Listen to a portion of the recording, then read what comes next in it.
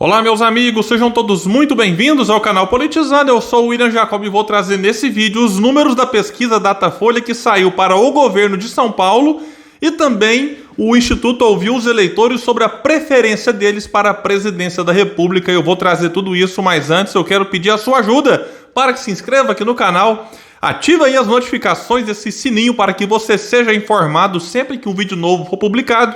Se gostar desse vídeo, deixa o like, joinha para cima. Se não gostar, joinha para baixo. E se puder, compartilhar. Isso é muito importante para que o nosso trabalho chegue em pessoas que não o conhecem ainda. E você pode ser fundamental para que o nosso trabalho aqui então cresça.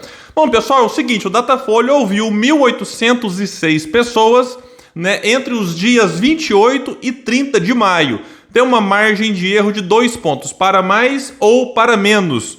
Vamos lá então com o cenário para o governo de São Paulo, que é o cenário que tem hoje, porque o Márcio França ainda é pré-candidato, pelo menos até quando eu parei para gravar esse vídeo na tarde do dia 1º de julho. Existe a especulação de que ele desista para tentar o Senado, mas por enquanto ele é pré-candidato e ele aparece aqui na pesquisa em segundo. Quem lidera é Fernando Haddad, do PT, com 28%, Márcio França, do PSB, vem com 16%. Tarcísio de Freitas aparece com 12, então eles estão tecnicamente empatados no limite da margem de erro, já que o Tarcísio pode ter entre 10 e 14 e o Márcio pode ter entre 14 e 18, então eles se encontram no limite aqui. Rodrigo Garcia, do PSDB, que é o atual governador, era vice do Dória, assumiu com a renúncia do ex-governador, ele aparece aqui com 10%, tecnicamente empatado com o Tarcísio. Felício Ramul, do PSD, aparece com 2, Gabriel Colombo também 2, do PCB.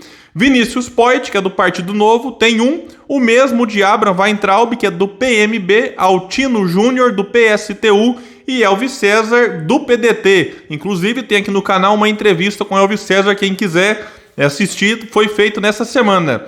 Branco, nulo e nenhum, 16%, indecisos, 9%. O Márcio França, como eu disse, muitos já dão como certo aí que ele vai desistir, porém, assim que o Datafolha foi divulgado, ele gravou um videozinho curto comemorando o fato de aparecer aqui em segundo. E como eu gravei um vídeo sobre a desistência do Datena no dia 30 de junho, isso aqui, essa desistência, pode abrir caminho para que o França, então, seja o candidato ali a ser apoiado pelo Fernando Haddad, tentando o Senado. Então, o Haddad continuaria tentando o governo, apoiando o França, tentando o Senado e vice-versa. Mas vamos ver, por enquanto ele insiste que vai ser o candidato do PSB. E testaram aqui um cenário sem Márcio França. Nesse caso, o Haddad cresceu 6 pontos, ele foi para 34, o Tarcísio ganhou 1, foi para 13, Rodrigo Garcia ganhou 3, ele tinha 10, foi para 13. Então estão aqui numericamente empatados. Gabriel Colombo ganhou 1, foi para 3, Felício Ramul manteve os 2, Altino Júnior ganhou 1, foi agora para 2, Vinícius Poit, Abraham Weintraub e Elvis César continuaram cada um deles com 1 ponto. Branco e nulo, que era 16, foi para 20 e indecisos está aqui em 9%. E chama atenção aqui, pessoal, Rodrigo Garcia. Eu alertei aqui há muito tempo de que quando ele assumisse o governo, ele poderia crescer nas pesquisas, se ele conseguir se desvincular da imagem de João Dória, que era o governador e tinha uma rejeição altíssima. Como o Dória agora meio que abandonou a vida pública, vai dedicar apenas a vida, ao trabalho dele na vida privada, isso aqui fica até mais fácil agora pro Rodrigo Garcia. Ele já está crescendo nas pesquisas. Ele apareceu aqui em algumas há pouco tempo com 4, 5, 6. Agora no cenário sem França, ele já aparece com 13, empatado com Tarcísio. Tarcísio que perdeu, digamos assim, um nome na chapa que seria muito bom para ele, que é o Datena. O Datena, ele é alguém que, por conta da fama que tem na rádio, na TV, tem um discurso muito conectado com boa parte daquilo que o povo acaba gostando. O Datena poderia ampliar o leque do Tarcísio além do bolsonarismo. Então o Datena fora, vai continuar como apresentador, não vai entrar na política. Mais uma vez o Datena quase vai e não vai. Então isso aqui foi uma perda importante para o Tarcísio, Porque se agora for a Zambelli, por exemplo, o nome de Bolsonaro para tentar o Senado por São Paulo, a Zambelli fica muito limitada aí ao eleitor bolsonarista, assim como o próprio Tarcísio. É claro que o Tarcísio consegue também transitar num setor além talvez do bolsonarismo, mas o Datena, não tenhamos dúvidas que o Datena agregaria muito mais à chapa do Tarcísio do que, por exemplo, Carla Zambelli. E vamos ver nas próximas pesquisas se algum outro nome consegue se aproximar desse pelotão que luta para ir para o segundo turno contra Fernando Haddad. Que na pesquisa espontânea, que é quando o Instituto não apresenta a lista com os nomes, o Haddad aparece com 6, empatado com o Tarcísio, que também tem 6. Márcio França, Rodrigo Garcia, 2 pontos cada. Candidato do PT, né, que aí o entrevistado ele não fala nome, ele fala, candidato do PT, aparece com 1%, outras respostas 5%, em branco, nulo e nenhum 7%, e indecisos, vejam, 72% dos entrevistados. E a rejeição estimulada, né, você apresenta a lista e fala em quem você não votaria de jeito nenhum. E o entrevistado ele pode responder mais de um se quiser. O Haddad lidera com 35%. Vejam a distância do segundo colocado, que é o Márcio França, 20%. Tarcísio e Rodrigo, 16 cada. Vai entrar o 15, Gabriel Colombo também 15, Felício Ramu 13, Altino Júnior e Alves César com 12 cada. Vinícius Poit 1. Não sabe 11, rejeita todos 5 e votaria em qualquer um 4%. Vejam bem, é o que eu tenho falado aqui sempre, a rejeição do Haddad ser muito maior do que a do Márcio França, por exemplo, pode ajudar, se de fato ele for o nome do PT/PSB, pode ajudar a eleger um candidato aí do PSDB, por exemplo, ou Tarcísio, ou alguma outra alternativa se conseguir crescer. Porque a rejeição dele é quase o dobro da do Márcio França e é mais que o dobro do Tarcísio ou do Rodrigo Garcia. Então isso aqui pode ser um problema para o Fernando Haddad. Números para o Senado, enquanto eu parei para gravar esse vídeo, não tinha sido divulgado. O Datafolha vai soltando as informações, né, de forma assim, picada, então por enquanto não tem.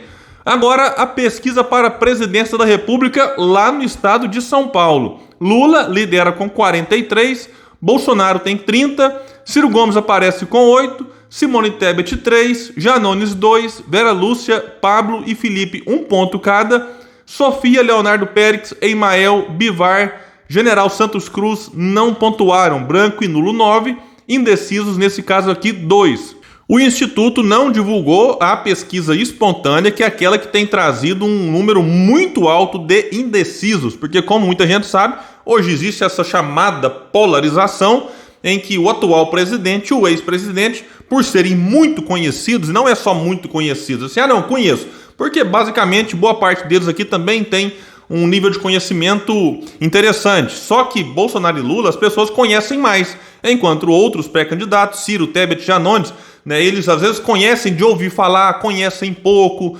e quando começar a campanha pode ser que esse eleitor que está indeciso no cenário espontâneo, ele possa, quem sabe, ir para uma alternativa, já que existe um sentimento na sociedade, né, de maior rejeição ao Bolsonaro. Eu vou trazer para vocês aqui que em São Paulo esse também é o retrato, e muita gente também rejeita Lula, e pode ser que um acabe nesse momento tendo mais votos porque ele apresenta-se como alternativa para derrotar o outro ou para tentar fazer frente ao outro que também é rejeitado.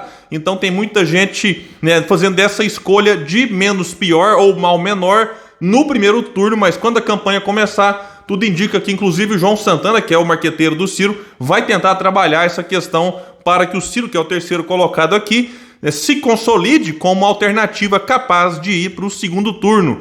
Vejam bem a rejeição aqui. Bolsonaro é o mais rejeitado também em São Paulo, como acontece na pesquisa nacional, e aqui ele está com 56% de rejeição. Quando eu digo aqui, não que eu esteja em São Paulo, é aqui na pesquisa, eu sou de Uberlândia, Minas Gerais.